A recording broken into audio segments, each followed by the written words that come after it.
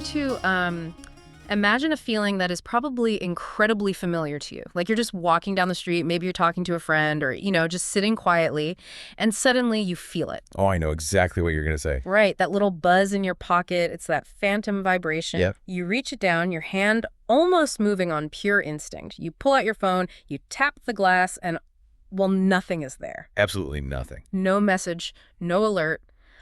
But for a split second, that invisible, totally disembodied signal completely pulled you out of your tangible reality and just demanded your absolute attention. It's a wild phenomenon to think about neurologically.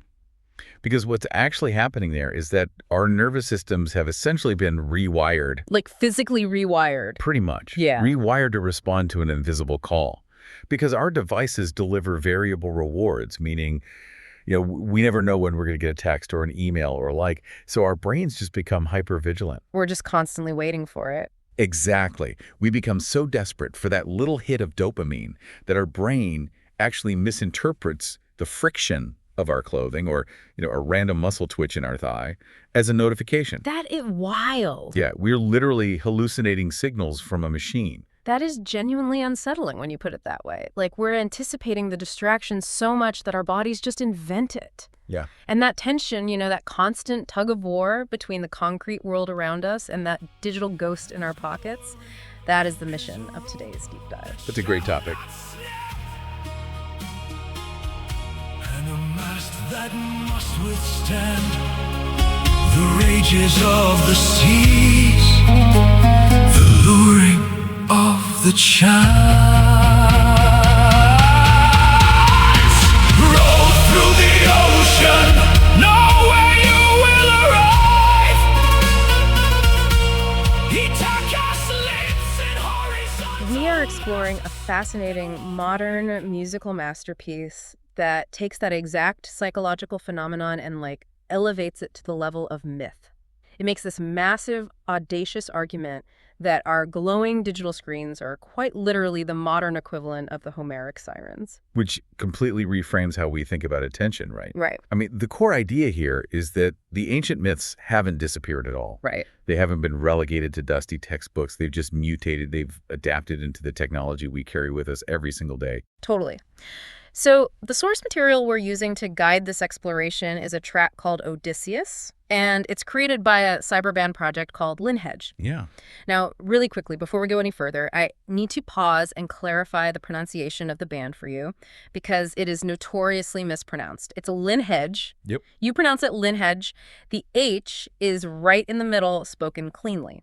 So it's not Lynnheage and it's not Lynnheage, it is Lynnheage. Which is an important distinction, especially because this project relies on such meticulous, intentional work with language and sound. Exactly. If we're going to analyze their art, we should probably start by getting the name right. Definitely. Okay, so let's unpack this.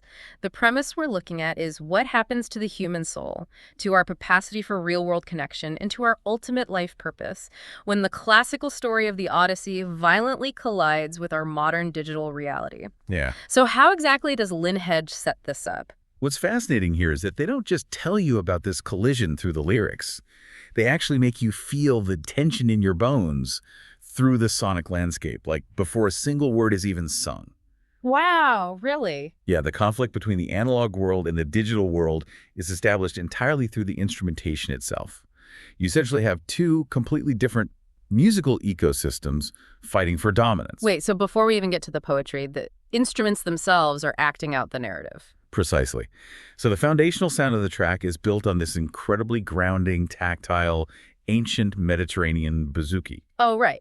And for those who might not know, a bouzouki is a traditional Greek stringed instrument. It has this very sharp, metallic, yet deeply resonant acoustic twang to it. Right, and when you listen to it on this track, I mean, you can almost hear the wood of the instrument. You hear the friction of the player's fingers sliding on the strings. It's just raw human labor. It feels very physical. Very physical. And it's backed by this incredibly heavy, booming symphonic orchestra. It evokes physical weight. It sounds like muscle and sweat and real-world effort. Honestly, it's the sound of the wooden ship and the oars. Okay, so that represents the tangible world, the reality of the sailors. Exactly. But then Hovering directly over all of that heavy acoustic instrumentation is the sound of a theremin. Oh, the theremin. That's the instrument that sounds like it belongs in a 1950s sci-fi movie, right? Not the one. It produces this eerie, completely unearthly wailing sound. Yeah, and the mechanics of how a theremin works are really crucial to understanding its symbolic role here. Oh, so. Well, it's an electronic instrument that you play without actually touching it. Right. Yeah. There are two metal antennas, and the player simply moves their hands through invisible electromagnetic fields in the air to change the pitch and volume. That is so weird to think about. It is. There's no string to strike, no key to press, no breath required. It is pure, frictionless sound generated by an invisible field. Oh, wow. I see where you're going with this. Yeah, the theremin acts as a sonic bridge. Hmm. In Homer's original myth, the sirens were flesh and blood beings. They had real voices that carried over actual ocean waves to reach sailors on a wooden boat. Right. But today, the modern siren song isn't a voice in the wind. Lynnheage is arguing that the modern siren song is the disembodied electromagnetic hum of the digital screen. Oh, man. It's the temptation to completely abandon our heavy, demanding reality in favor of this virtual, frictionless total awareness. That contrast is incredible because if Yeah. you think about the physical act of playing a bouzouki or, renting a boat, it requires severe friction. Yeah, blisters and sweat. Exactly. You get calluses on your hands. It hurts. It takes a toll on your body. But the theremin requires zero physical contact. None? And honestly, that perfectly mirrors the concept of the infinite scroll on a smartphone. Oh, totally. Like, when you're scrolling through a social media feed, it is hypnotic, passive, and totally detached from the rough, abrasive edges of the real world. You are just sliding a finger over perfectly smooth glass, completely lost in an invisible digital field. That is the exact trap. The frictionless environment is incredibly seductive because it mimics the feeling of progress or journeying without demanding any actual exertion. Right, you feel like you're going somewhere, but you're just on the couch. Exactly. But if the theremin represents this frictionless, endless scrolling that constantly pulls our attention away, it begs an unavoidable question. Which is? Where are we actually scrolling to? I mean, the original Odysseus had a clear objective destination, but the band makes a very deliberate choice about where this modern journey is supposed to end. Right, the destination is the island of Ithaca. I mean, we all know the classic story. He just wants to get home. He does. But the lyricist makes a fascinating linguistic shift in how the name of that destination is spelled and sung in the track. They don't use the traditional Greek spelling, which is entlek with a theta. That gives us the soft, breathy the sound that we inherited in English as Ithaca. Yeah, Ithaca always sounds almost cozy to me. Right. So, it sounds like a liberal arts college in upstate New York or just a dusty romantic myth. Exactly. It has these academic, comfortable associations. But the band uses a concept known in literary theory as ostrani, or defamiliarization. Defamiliarization, okay. Yeah, they completely strip away that breathy H and use a harsh Latinate spelling, Itaca. Hold on, ostrani. Break that down for me real quick. How does changing one letter defamiliarize it? So defamiliarization is the artistic technique of presenting common things in an unfamiliar or strange way in order to, enhance our perception of the familiar. Okay, that makes sense. By stripping out the D and making it Itaca, they force you to hear the word anew. Phonetically, it delivers this very hard percussive T sound, Itaca. Oh, I get it. It's like when you stare at a perfectly common word, like, I don't know, spoon or door, for so long that it suddenly looks completely weird and alien to you. Yes. Your brain stops glossing over it and actually has to process it as a raw shape or a raw sound. That is a perfect analogy. By rendering it as Itaca, it strikes like a hammer. It removes the fairy tale warmth and gives the destination a sharp, unforgiving pan-Mediterranean weight. Wow. And this really sets the listener up for how the lyrics actually describe this destination. Yet the long way cannot be stopped. The ancient trace cannot be sunk in careless pride. The arm shall keep on rowing. The faithful wife awaits and weeps. The mortal destinies among suitors and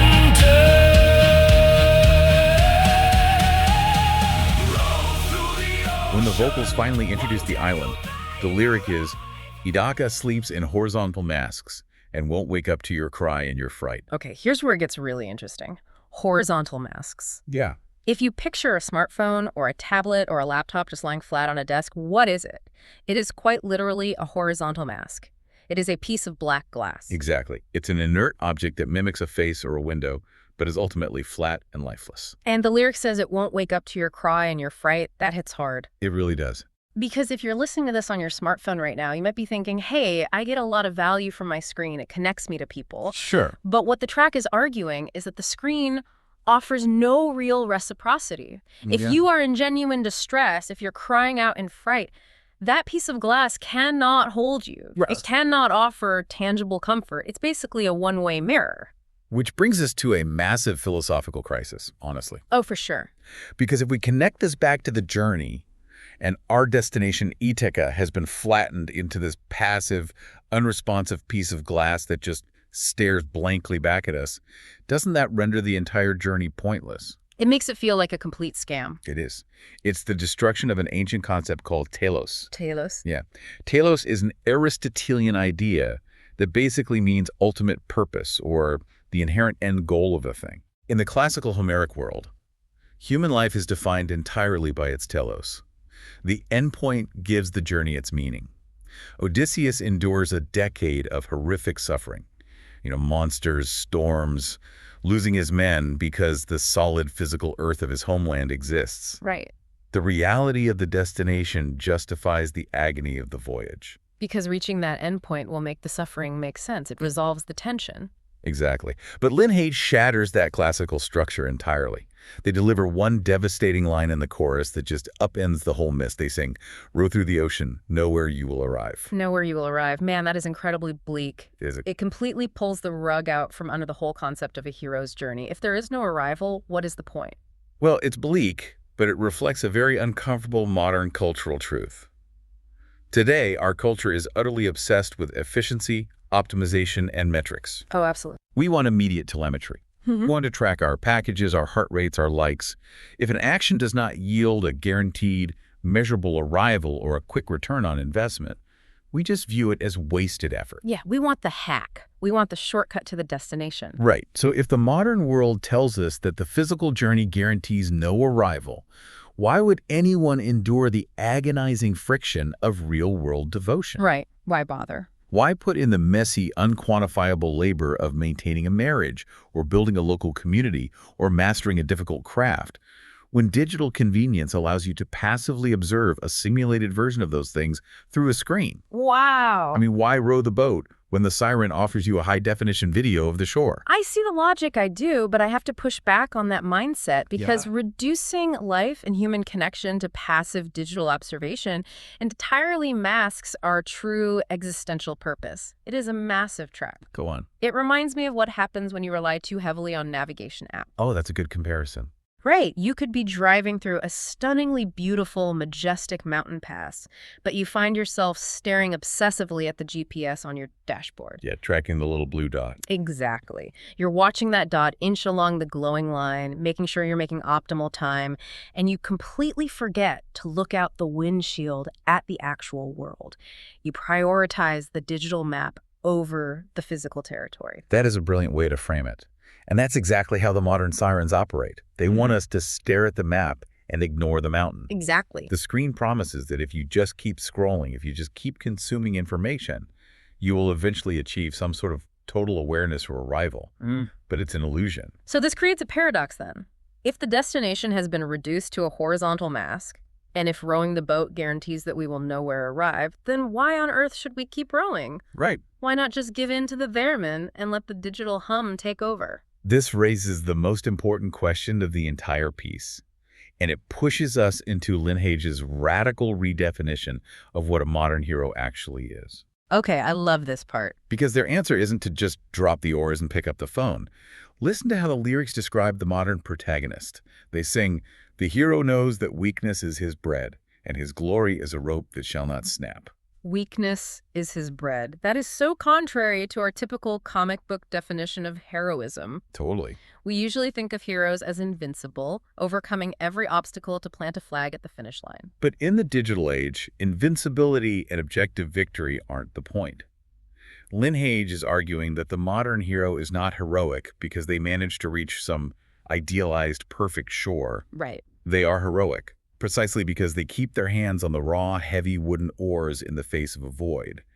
They choose to row, even when they know it might be considered useless rowing in the eyes of a society obsessed with digital efficiency. So what does this all mean for us? It means the definition of heroism has shifted from conquest to discipline. It makes me think of the most famous image from the Odyssey, the moment when Odysseus literally has his crew stuff their ears with beeswax, and he orders them to tie him tightly to the wooden mast of the ship. Yes.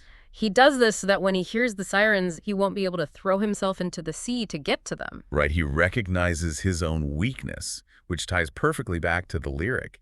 He knows the temptation will be too strong, so he creates structural restraint. And we have to practice that same level of sovereign restraint today. We have to lash ourselves to the mast, refusing to look into that glass interface, refusing to answer every single phantom vibration in your pocket requires immense agonizing discipline. It really does. It is an active rebellion against convenience. It is the ultimate modern discipline.